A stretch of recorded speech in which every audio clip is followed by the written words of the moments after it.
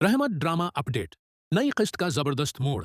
नाजरीन, ड्रामा रहमत में कहानी ने एक खतरनाक और जज्बाती मोड़ ले लिया है, जहां रिश्तों के फैसले दिलों को तोड़ने लगे हैं।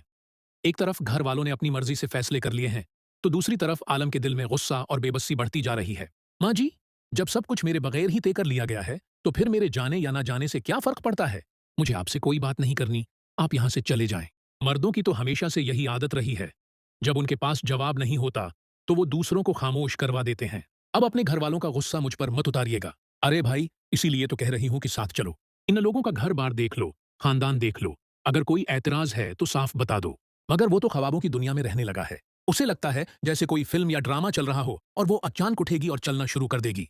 इधर आलम ये सब बातें सुनता है तो उसे शदीद सदमा पहुंचता है कि बारी और प्रेश की शादी तय कर दी गई है। ये सुनकर आलम को बहुत गुस्सा आता है, क्योंकि किसी ने उससे पूछना भी जरूरी नहीं समझा। वो ये सोचकर मजीद टूट जाता है कि क्या उस घर में उसकी कोई अहमियत नहीं। उसी गुस्से और नाराजगी में आलम अपनी माँ का घर छोड़कर चला जाता है। आलम की माँ उसे बहुत समझाने की कोशिश करती है, मगर आलम अपनी जिद पर कायम रहता है और वापस आने से इनकार कर देता है। अब देखना यह है कि क्या आलम वापस घर आएगा। क्या परेश उस रिश्ते को कबूल करेगी, या फिर उस फैसले से कई जिंदगियां तबाह होने वाली हैं। ऐसे ही रोजाना रहमत ड्रामे के नए अपडेट्स और धमाकेदार टीजर्स के लिए इस चैनल को फॉलो करें, ताकि आप हर नई खबर सबसे पहले देख सकें।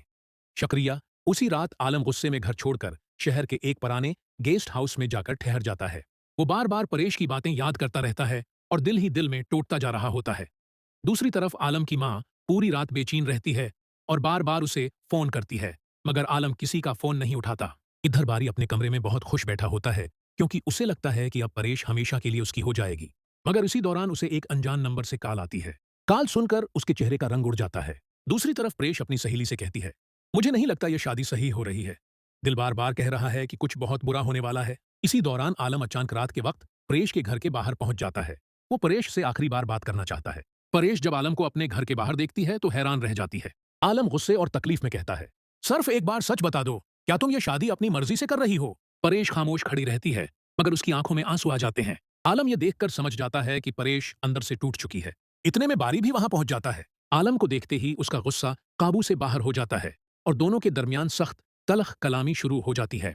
बारी गुस्से में कहता है, परेश अब मेरी मनगित्र है, उससे दूर रहो। आलम भी गुस्से में जवाब देता है, रिश्ता जबरदस्ती से नहीं, मोहब्बत से बनता है। बात बढ़ते बढ़ते हाथापाई तक पहुंच जाती है।